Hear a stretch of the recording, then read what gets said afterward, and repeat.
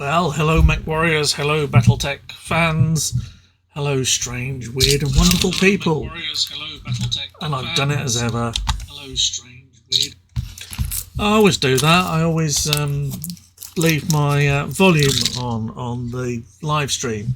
I monitor that obviously so I know what's going on, and then of course as soon as you leave the monitor on and you start talking, there's a bit of lag and a delay, and then up it pops and annoys you and gets in the way and is basically the streaming equivalent of that guitar solo feedback. So hello everybody, it's been a little while. I said I was going to come back. I have come back. This is the first of what I hope will be a reasonably regular schedule of dealing with some Battletech cards and the game and stuff. Maybe of a few other things and bits and bods. For reference, I've had to recreate everything, which is why my screen is slightly different. Some of the artwork has gone. I've had to do it all again from scratch since moving PC. For those of you that have subscribed to the stream, then there's a couple of Mythos streams that I've done again, the ending of another little project on that. There's a new webcam, there's a new PC, there's a new setup, there's all sorts of bits and bods. So I need to do a bit of messing around and tarting it up, as we would say in the UK, making it look pretty and flowery and whatever else. But for the moment, it's fit and functional and it will do its job. And I was kind of not desperate, but wanting to kick things off again. And when you do that and you think, oh, I'm going to do another stream, and I've already got 3 or 4 planned, by the way, then you get a bit of impetus and a bit of meaning to do stuff. So I thought I would. Once I got that going, start with something fairly straightforward, but also kind of interesting with a bit of contrast, and then also drop a couple of people into the brown stuff with a bit of a challenge, and I'm going to do that here and now, and then there'll be another stream specifically focused on an aspect of the game coming up. Okay, so although I've been out of the picture for a while for a number of reasons, doesn't mean I don't read things or monitor things, and I have. And one of the things that peaked on my radar, shall we say, was the interesting factor. Let's just move that webcam a little. I'm getting too much of my background and you seeing my entire library and other stuff. Yeah, so piquing my interest was a discussion about one of the cards, and this was going on in the Travis version of the game, the TCG, and there was a lot of disdain and people saying it's broken, it's too powerful, yada yada yada, and I was interested in looking at that and seeing whether there had been any changes to it, and there aren't.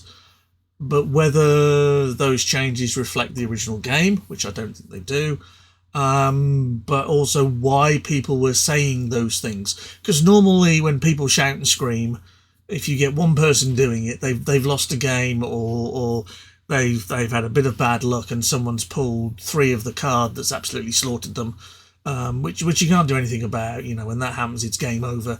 It's like your opponent having 3 Vipers, Maws, or Steel Talons, or hitting you with a Dasher or a Fenris or something or other, or a fast mech, or even any mech, and then rolling 3, 4, get my words out, rolling 3, 5 or 6s on successive superior navs to score 22 damage and win by 1 card kind of thing. Anyway, so the card that was interesting, or the card that people were screaming about, was actually a card called Resource Broker. And Resource Broker doesn't get to see that much play, and that is arguably one of the reasons why you may argue that it is or is not broken. Either it's broken to the extent that nobody plays with it because it's downright stupid, or everybody plays with it because it's downright good. So let's just look at what it does. Simple as that. It is a 1 cost, 2 logistics buyout resource card. Okay. It has 3 armor and 3 structure, which makes it slightly weaker than a normal basic resource, because they're normally 4 5s. So it's got 1 less armor on that, but the same amount of structure. And unlike a normal resource card, you cannot tap this for a resource. It's quite well designed. It's quite thematic in that respect, in its actions, because it says tap it and put 3 investment counters on Resource Broker. Use that ability during your deploy phase. And then it also has tap it, remove any number of investment counters from Resource Broker, and put an equal number of construction counters on any card in your construction region. So that's quite good, because that's, as you say, any card. That could be a mech, that could be a bombing card, it could be a command card, it could be something. Show the card to all players, which you may or may not want to do, depending on the card. You know, there are some cards that you don't want them to know about. And then you use this ability during your deploy phase. Okay, so I'll put one in there. So the thing that comes to mind as being similar is actually the Rasselhard card, Staging Ground. It's 1/2L again. Okay, it's only got 2 armor, not 3, so it's easier to destroy. But you can tap it for a basic resource, unlike Resource Broker, and you can tap it or tap it for 3 construction counters on one of your cards under construction. Okay, but that's a command card, so you can't use this to build mechs. This is why this is one of the bombing cards in the game, kind of thing. So that's the instant comparison, effectively. And the idea here with Resource Broker is, if I just let me get a basic resource. You know me, this is raw and live, and as naked as it comes. No frills, no scripts, just completely winging it as we go away. So let's just draw them. So the ideal turn would be probably going second. You play a logistics, you tap it to pay 1 for your Resource Broker, and you tap your Resource Broker and put 3 construction counters on it. Okay, so this is how it works. You tap it this turn, you get 3 construction counters on it. The next turn you untap it, and you can repeat the process. You can tap it and put 3 more counters on there, so it gets to 6. Or you can tap it and take these 3 and put them on something else. So if at this point you've got 1 resource, you've got 3 on Resource Broker, you could effectively get a 4-cost unit out this turn. If you have another resource, you could get a 5-cost unit out on turn 2. And that's quite good. The thing with Resource Broker is it taps to remove, it taps to add. So you have to make a conscious decision. Do I tap this here and get 6 on here? Do I tap it again next turn and go for 9? And am I going to go for the full Monty? Okay, etc., etc. So that's kind of interesting in that respect. Note that if you tap it and take 3 off, so you tap it 1 turn, put 3 on, the next turn you tap it and take the 3 off, you have basically used it for 2 turns to gain 3 resources. So it's effectively 1.5 resources per turn. Okay, if we then tap this the next turn, let's just tap it, put 3 more construction counters on it, select the card, yeah, come on, there we go, and then the next turn we untap it and use it again. We have spent 3 turns, initial one to tap it for 3, second one to tap it for 6, third turn to tap it to remove the 6 counters. We effectively have got 2 resources a turn. Okay, let's go further and tap it again and put 3 resources on it. And then I untap it, and again, so tap for 3, next turn tap for 3, next turn tap for another 3, which gets you to 9. On your 4th turn, you tap it to remove the 9 counters. So you're only getting 2, and where are we? 3/4. 2 and 3 out of 4 resources per turn. So probably the optimum is tap once for 3, tap twice for 6, tap to remove your 6. That's probably where your value point comes in, where you're getting the most from it. Okay, so that seems if, for example, let's just clear this, and if this happens, it can give you a great start off. And if you can get that through to turn 3, your turn 3 with 6 resources on it, and can get those off, then you're probably in quite a good place. Okay. Now, here we need to make a difference between the normal original game and the TCG version that's being used in the league. Okay. First of all, this card, Resource Broker, is vulnerable. It's vulnerable because it's a 3/3. So all you need is a couple of fast or dashing mechs on the table, and you can be in a lot of trouble because it can die.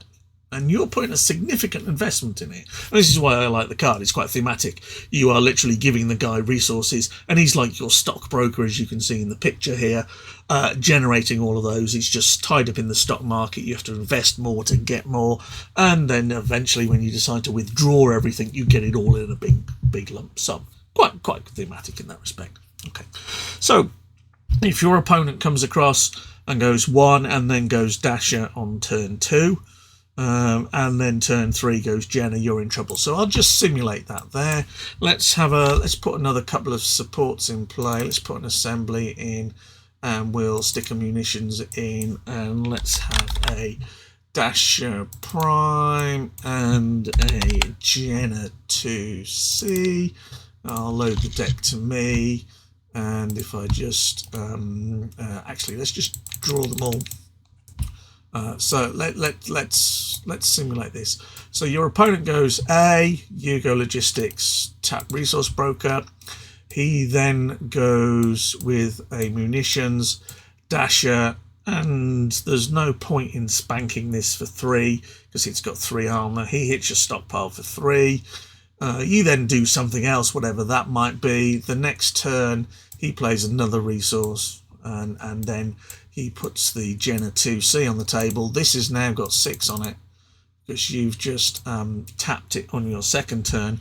And unless you've got a blocker out, these two are just going to wipe this out. And all of that investment for 6 counters has gone. Okay. And that's where it's weak. Okay. You have to keep it alive. It is an investment. It is a pot of gold. And if someone comes along and steals it, you're going to lose out.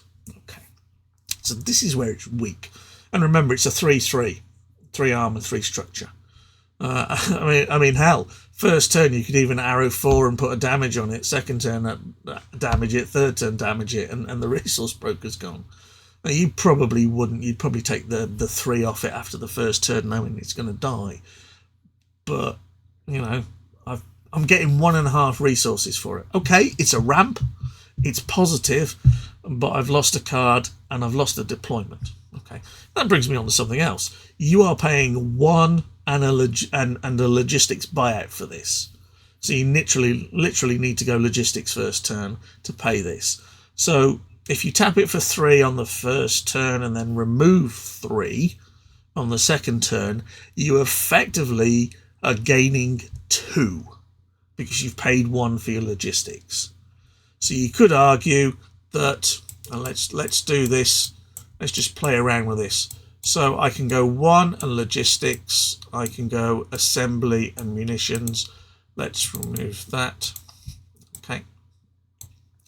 The next turn you have, if we untap all of these, let's untap that, then I have 1, 2, 3 resources available. But here I've got 1, 2. Now, if I've got a unit out last turn and put say I went first assembly, second munitions, I can actually have 2 counters on that. So here I've got 1 and 3, which I can put, that's 4.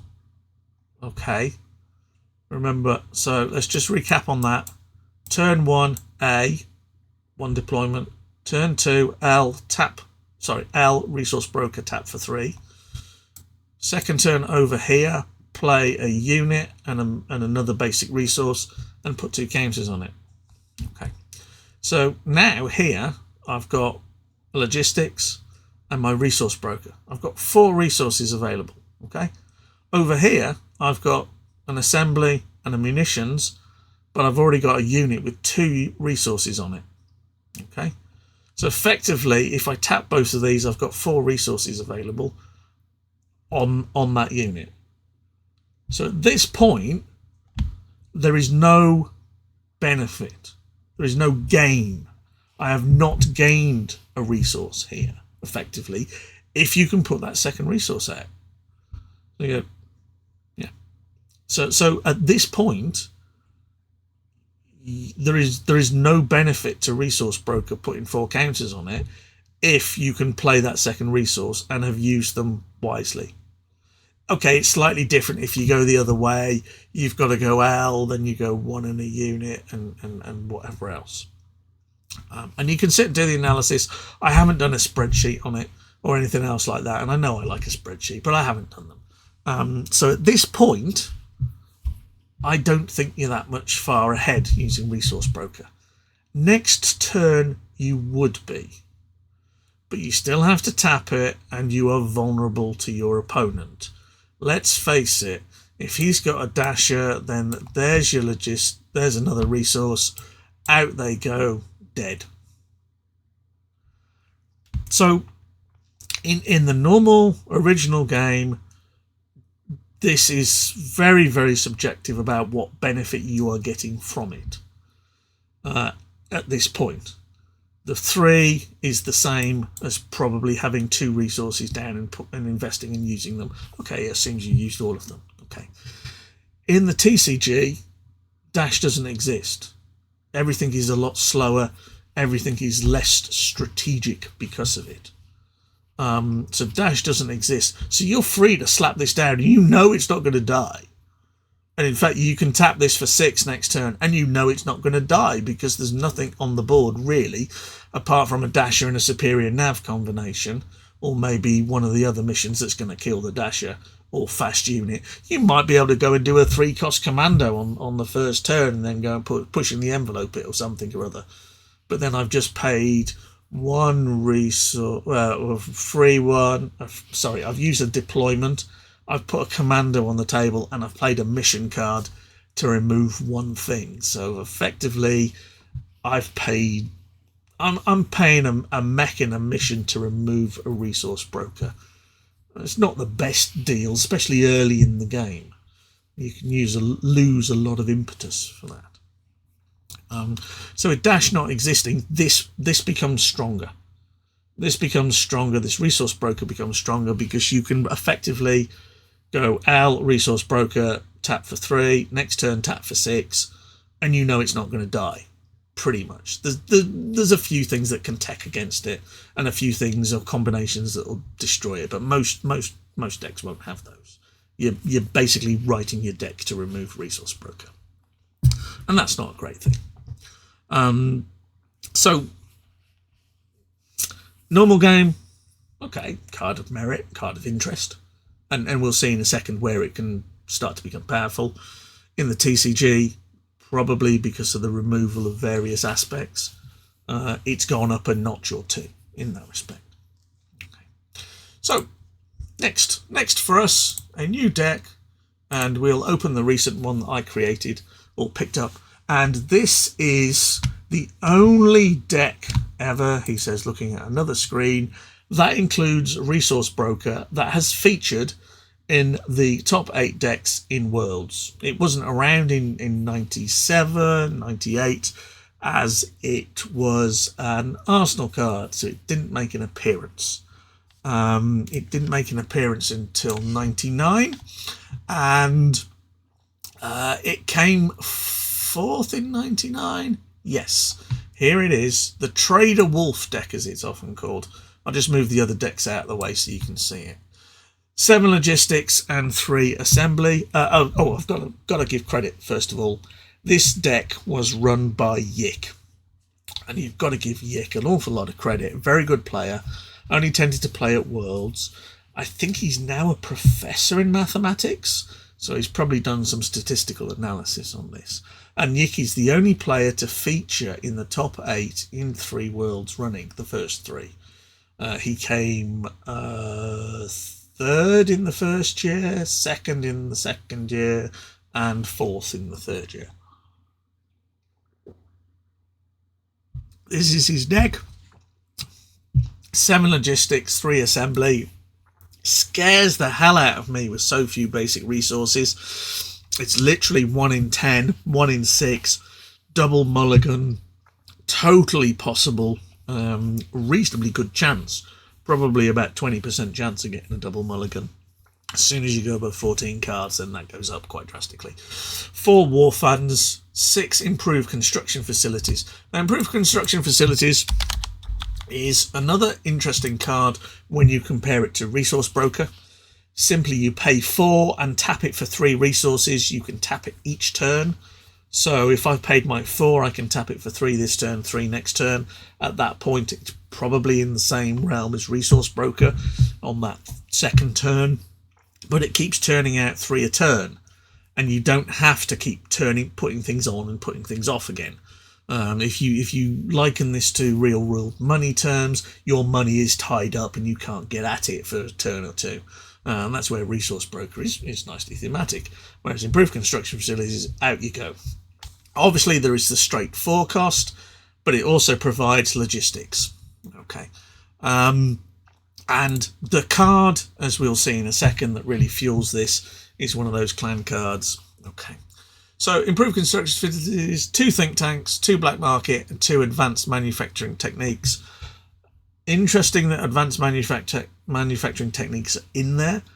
Are they better than Resource Broker? That's another good argument. We'll have a look at that in a second or 2. Okay. So that is 7 and 3 is 10. 4 and 6 is another 10. So 20 total. 2, 4, 6 for the others. 26 resources. Okay.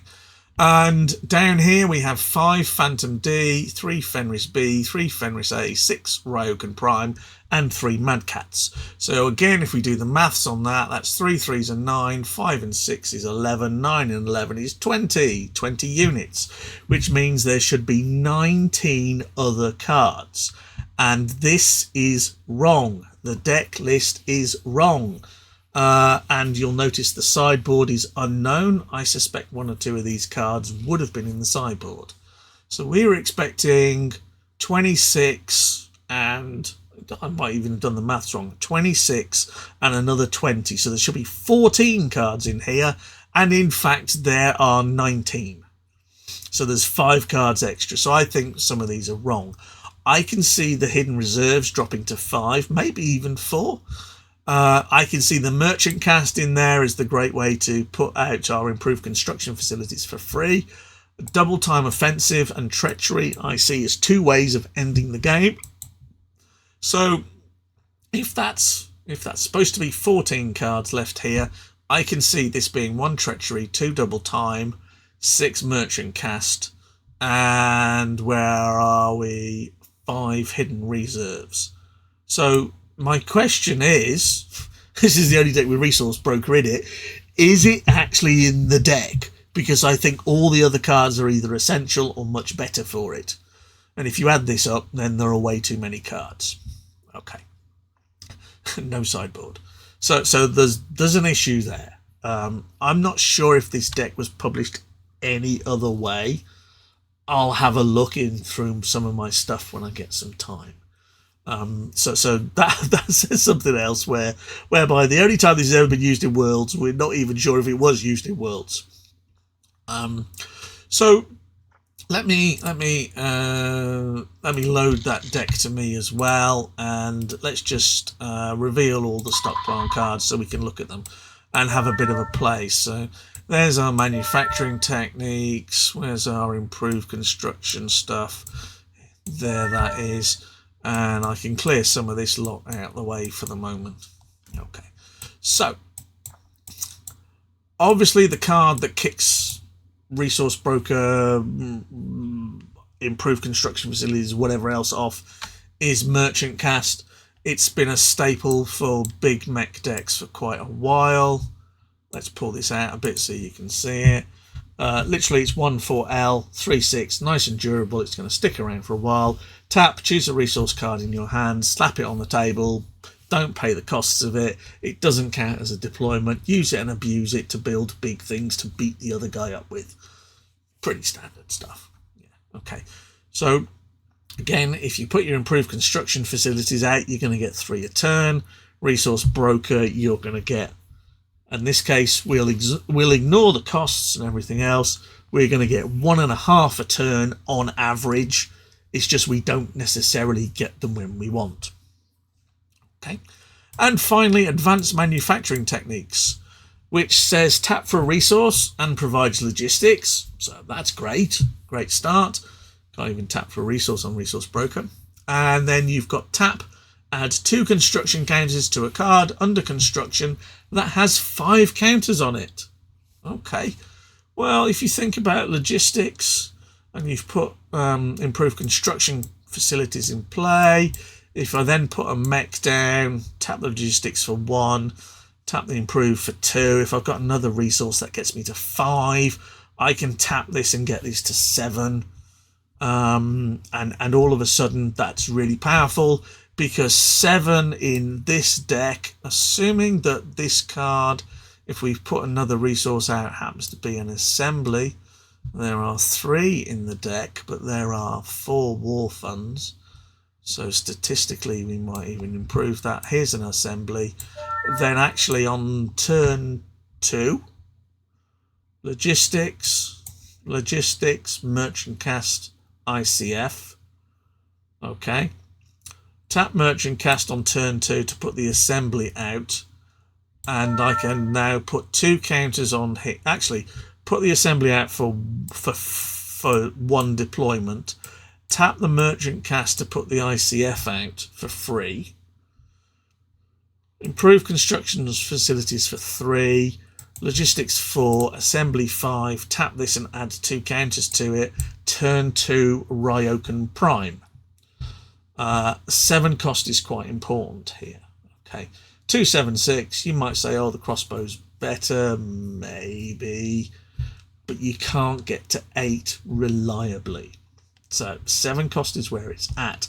Crossbow A, not so good. Crossbow B, in this case, better. Both only do 6 damage, though. Issue. But if the other guy's running Resource Broker, you're just going to slam it anyway for 6. Okay, so with the Resource Broker case, you're only pulling 3 out of that. You might be able to pull that off, but it's not going to give you it regular. You're going to have to literally tap it for 3 and take 3 off each turn. So it's not as effective in this type of deck as improved construction facilities. And also note, in this deck we have the Mad Cat A with the dodgy legs.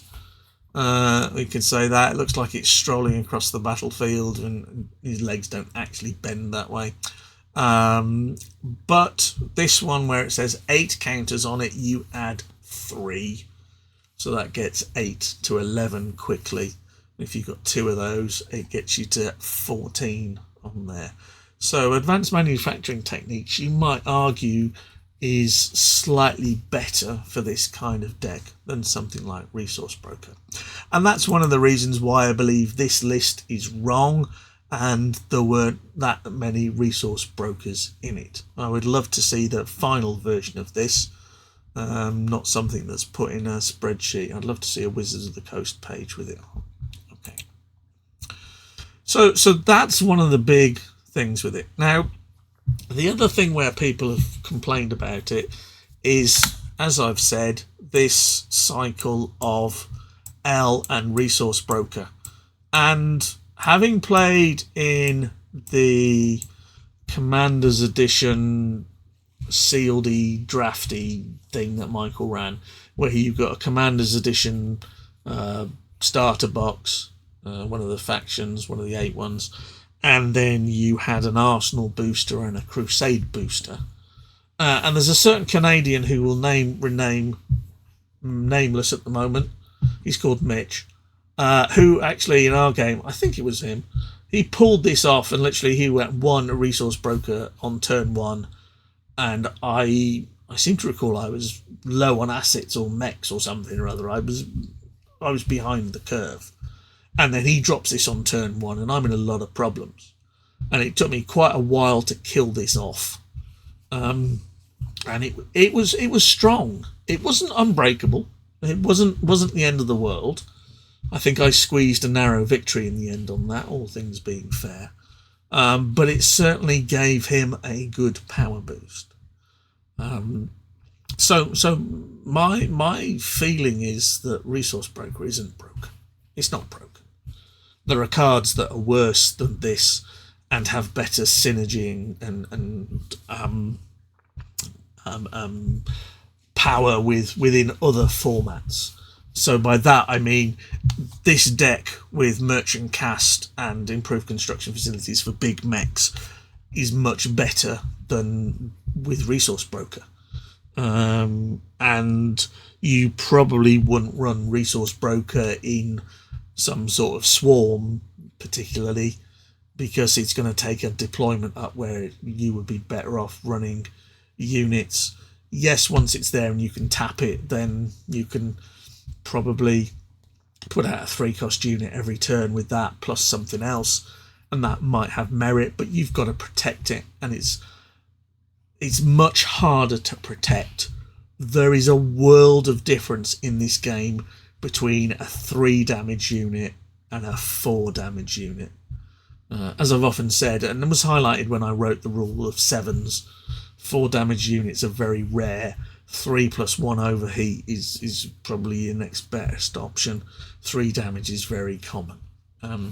So the common destroy of this, mainly when it's tapped with lots of juicy counters on it, which paints a red dot on it and says "come and hit me," is a red rag. What do we say over here? Red rag to a bull.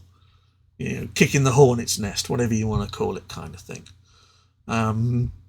Whereas at least with something like Improved Construction Facilities, you've got your 3 resources off it, and if someone decides to kill it, you're either going to block it or take it, but you've got your money out of it, so to speak. Whereas Resource Broker, if you've got 9 counters on there and the other guy just smacks it, then you're feeling pretty aggrieved.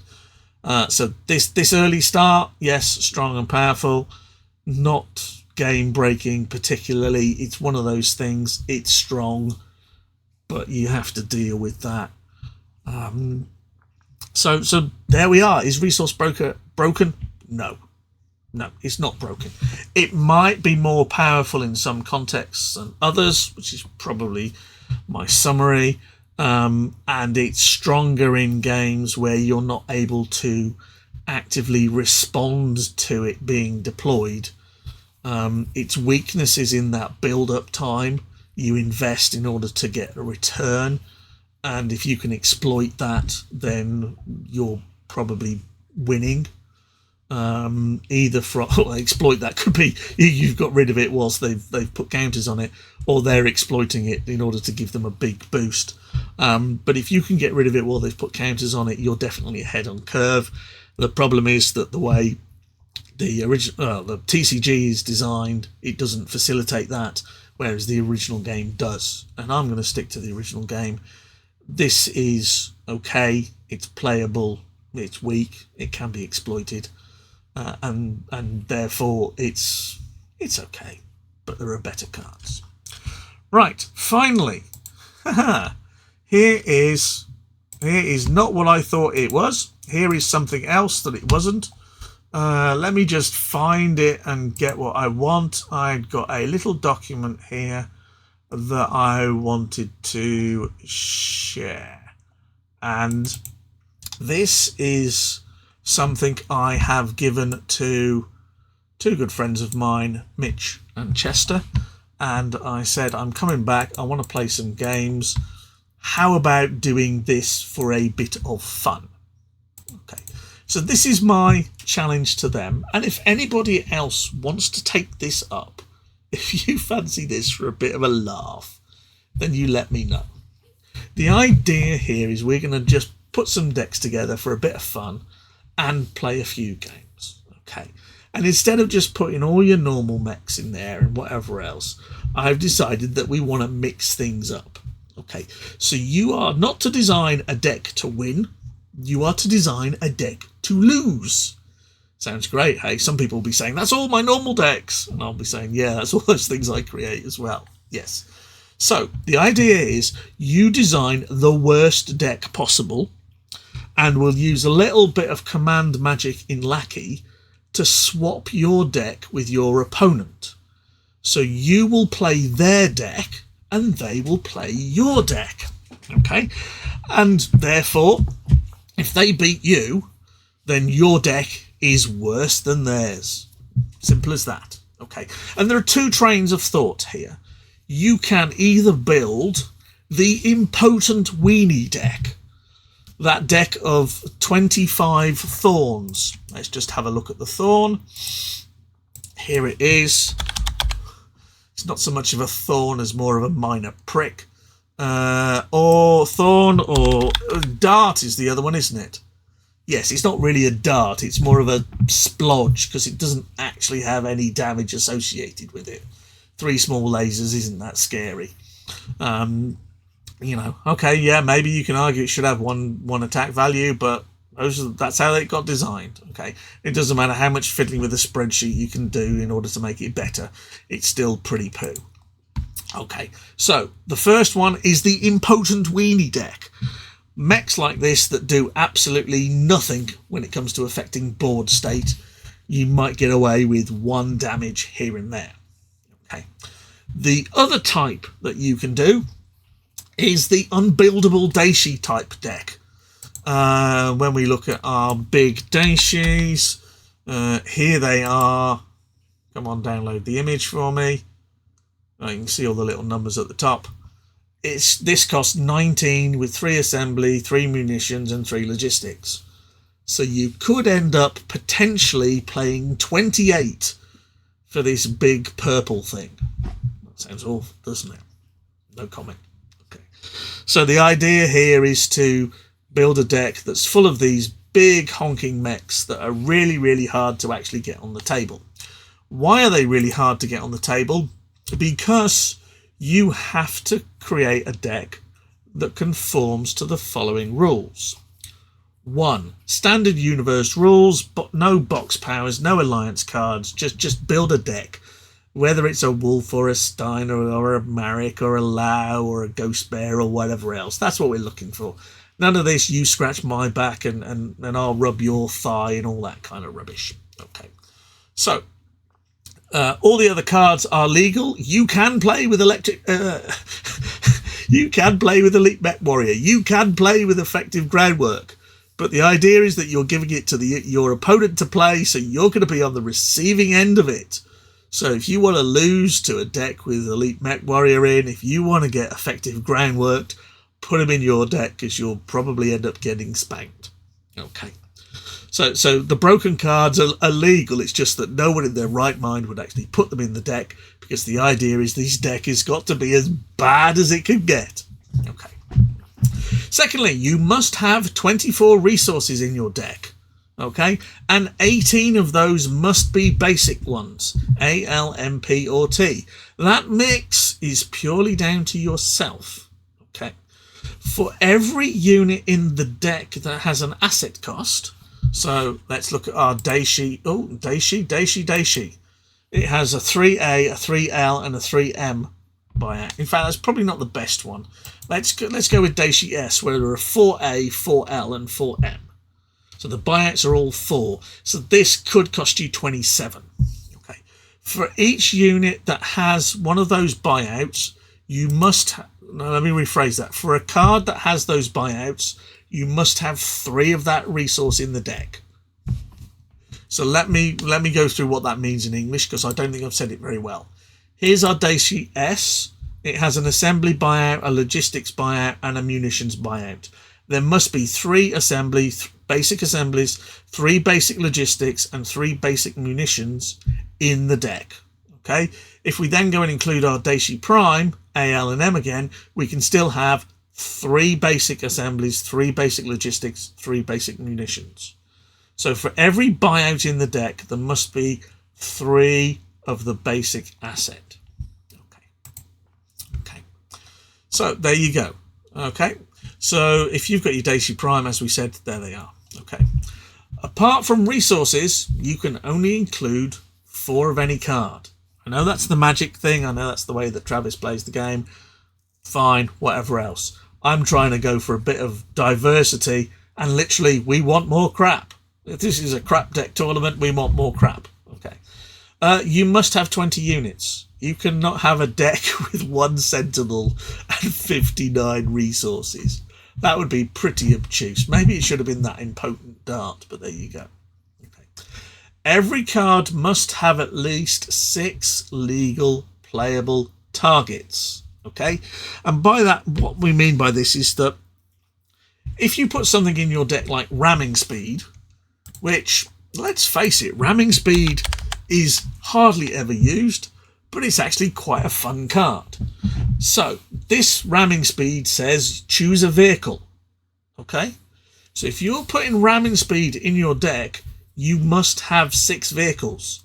There must be 6 cards that you can play this on. Okay, so simple as that. If we decide that, for example, we're gonna add in, let's say, a laser system, sorry for going into the Austin Power mode there. Laser system retrofit. Okay, when you activate your card, put it on one of your units. It's units now. So you're gonna have 6 units. Okay, yeah, that's fine. If it was the old one where it had to be put on a mech, then you needed 6 mechs. Okay, so the idea here is that you must have legal targets. You cannot fill your deck with chaff, although that's probably what you want to do. So, and you must include an 8-card sideboard, just because why the hell not? Why the hell not have some fun with this and see what real awful rubbish you can dig up? Okay, so that's the challenge. It's a bit of fun. That's all it is. It's a bit of fun. To prove that actually you can have fun with crap cards. And remember, as I said, you get to give your opponent your deck. So you know what they've got in their deck. They haven't got a clue because they're playing what you've designed. And that's actually quite fun, playing a deck that you haven't even looked at the cards of. Just drawing blind and playing that out. Yeah. There it is. Okay. So if you fancy it and you're up for it, hey, give me a shout. We'll see if we can have some fun. I'm not going to be playing that for a few weeks. I have a few special occasions and stuff like that to get through in January. We're probably looking at pinging this out in about February time. My intention is maybe record a few matches, stream a few matches. You know, if people want to sit in sit in Discord and have a chat and watch the game and take the mic and have a good laugh and whatever else, great. We'll do it. Okay. So there you go. If you want to engage, feel free. If you don't, then enjoy yourselves. Have a good day and stay safe out there, because the world's a big and nasty place, as we all know. So until the next time, look after yourselves and I'll see you soon. I'm done. Stick a fork in me.